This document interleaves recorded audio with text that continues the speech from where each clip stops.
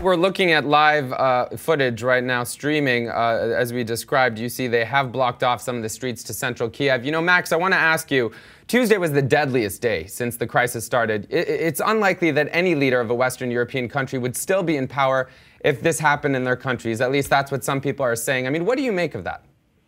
I'm totally agree with you, Ahmed, because from the start it was basically a peaceful uprising for civil rights, and after we saw those first deaths a month ago, and right now it's just not only for recent crisis, it's unprecedented for modern history of Ukraine to see so many dead bodies, lying on the streets of downtown Kiev, and it was a lot, and it's still a lot of blood on the streets.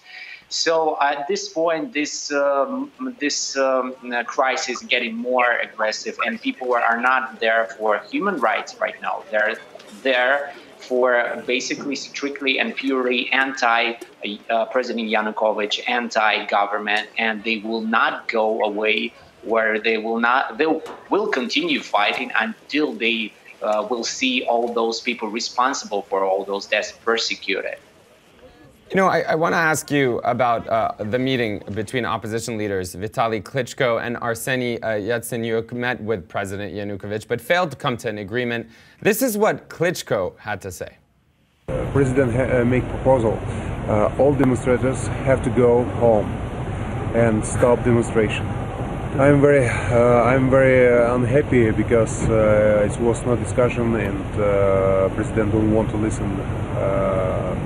Opposition, they don't want to listen, and just one way is opposition and all protesters have to stop protest, have to stop the demonstration. Is it? But right now it's very important to make a break and no fighting anymore. Do we know what was discussed? I mean, even that meeting alone happening seems somewhat encouraging, and yet people are pessimistic. Are you pessimistic, Max?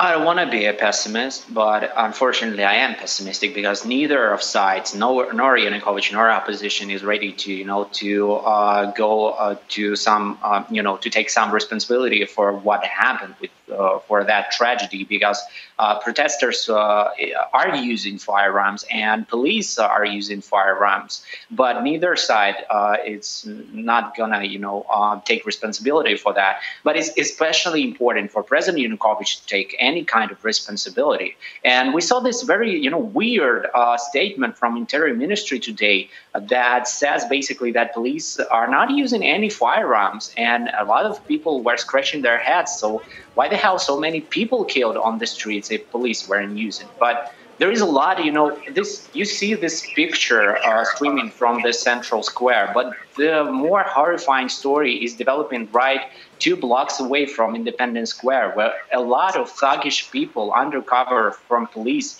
are basically gunning down people on the streets. And this is very well documented. So this is what we should, focus on, and someone has to take responsibility for all of that. It's just crazy.